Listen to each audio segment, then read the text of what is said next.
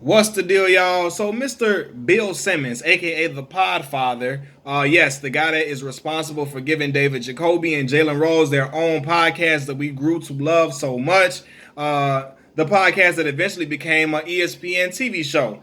That Bill Simmons. Mr. Bill Simmons has his own podcast now, and he is a Boston Celtics fanatic. I believe he's a a Boston native. So he had a Celtic great, Kevin Garnett, on the podcast, and KG was talking about how basically, how they broke LeBron down, how they broke LeBron and they made him go to Miami and consolidate to make a big three, right? They said we made you move and go over there because we was beating up on him so much, and we ain't give a damn about LeBron. They don't care. They ain't F for LeBron. He said we don't give a F about LeBron at all, and I agree. I know that they did not give a F about LeBron. I can tell how they played him, how aggressively they played him, how passionate they were to beat him, because at that time he was a young 24, 25-year-old gorilla, bringing that fire, bringing that heat. That same 22-year-old that eliminated the Detroit Pistons.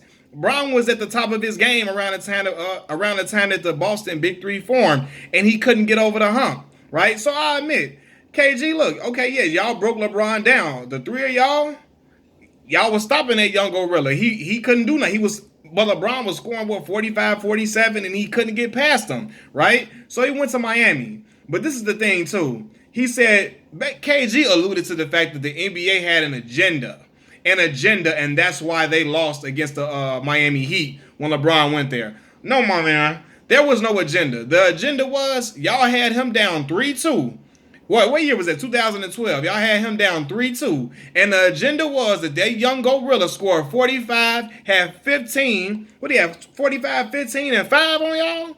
Come on, fam. 45 points, 15 rebounds, and 5 assists, and came and led the charge. Led the charge to bring them all the way back into it. And then in game 7, who? Bron, Dwayne Wade, and Chris Bosh combined for 73 points and blew them out in the second half of that game 7. Blew them out. So it was no agenda, my man. The young man was in his prime, and he got busy on y'all. Got busy. So and I respect KG a whole lot, right? I respect him as a player. He played 1 year in Chicago. Played 1 year of high school basketball at Farragut Academy. So I respect him. He's an all-time great, a future Hall of Famer, first ballot without a doubt, former MVP. But I never thought he'd be the game cheating type of dude. You know what I'm talking about. The dude that can't accept his L, so he make up an excuse as to why he losing. The game be cheating. The game cheating. The controller broke or something like. He one of them dudes now. Cause ain't no damn agenda, fam. Bron broke y'all. He broke y'all. So all that, nah, fam. Bron got busy on y'all boys and scored like 11. And like it was 1 point in 2 minutes. On a 2-minute span in one of them games. That first year that Miami, when he was first in Miami, that first year when they eliminated the Celtics, they beat the Celtics 4-1, and in a 2-minute span, LeBron scored 11 points. Like he was putting in that work, KG, and it wasn't nothing Ray Allen, Paul Pierce, Rajon Rondo could do about it. Perk couldn't do nothing about it. Leon Powe couldn't do a damn thing about it. The young boy was in his prime. And he was firing on all cylinders. And that's when LeBron hit him with that, yeah. Because the sweet smell of revenge tasted so good. That's when he was evil LeBron. Revenge tasted so good because they was putting that hurt on them boys. The hurt on them boys. That was in game 1 when he did that, yeah.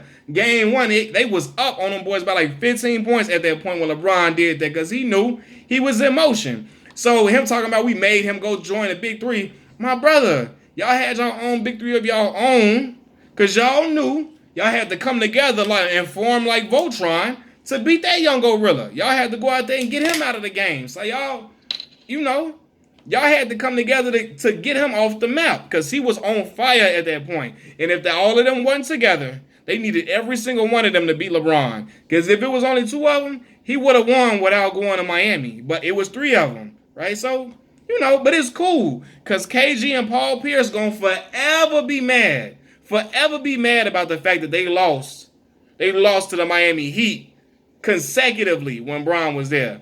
And is it just me, man? It's crazy to me.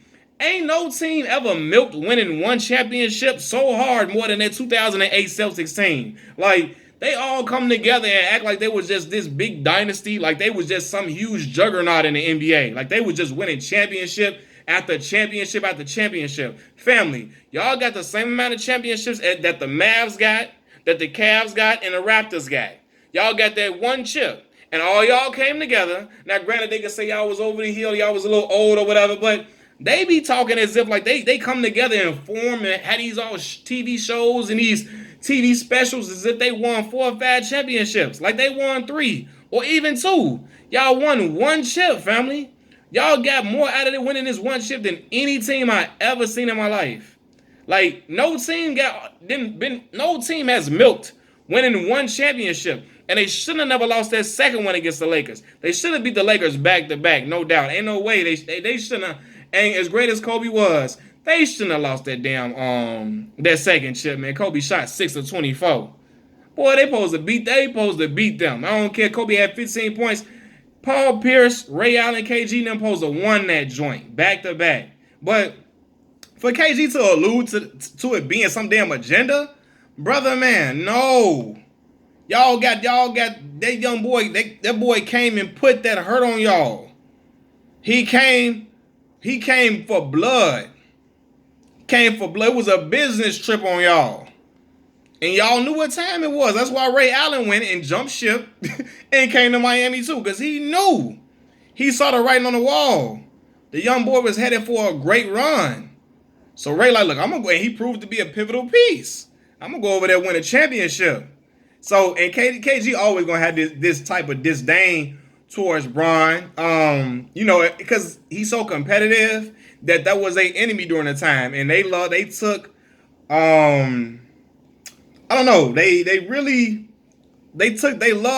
getting Bron out of there. That was something that they took pride in, beating Bron all the time. Because he was like, I guess, looked at as the golden boy. He was the golden boy of the league.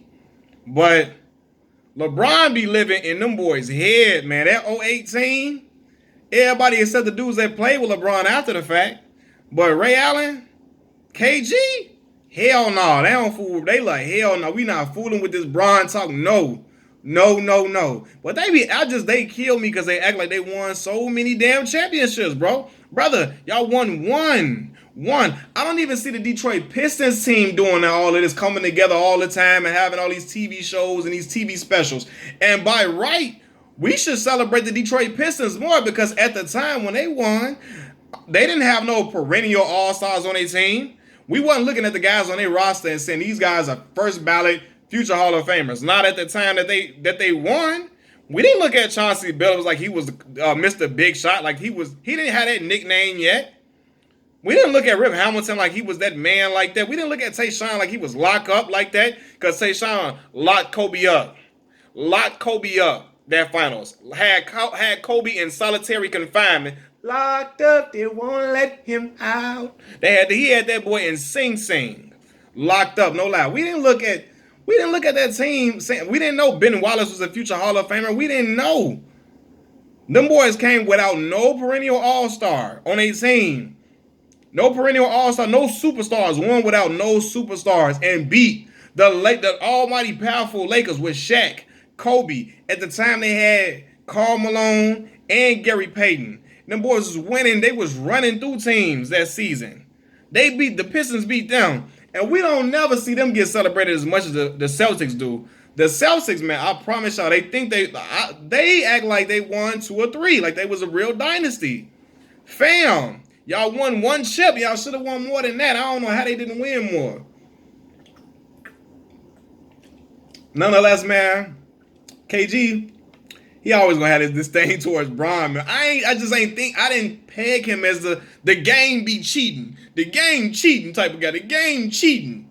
The controller messed up. He one of them dudes. He got a conspiracy as to why he lost and why it didn't work out for him rather than why it actually didn't work out for y'all. Y'all wasn't good enough to stop that man. That man, Wade in them, and Wade wasn't going.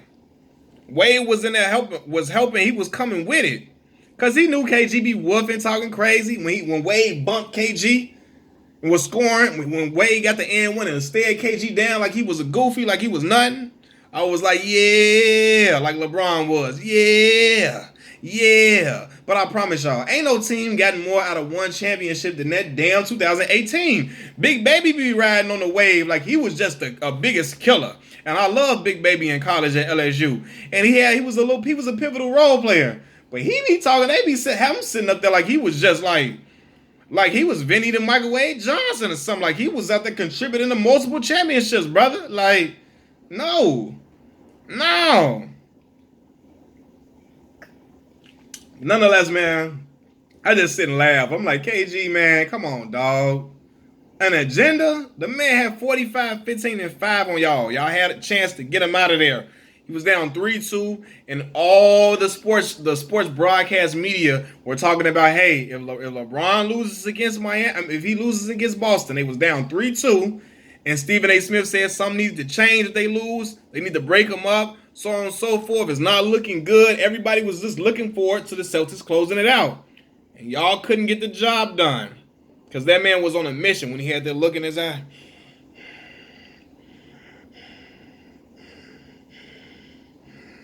That's how Braun was looking, y'all. Braun was looking like that. And that's when I knew Braun was the Terminator. Machiavelli Mills TV. Peace.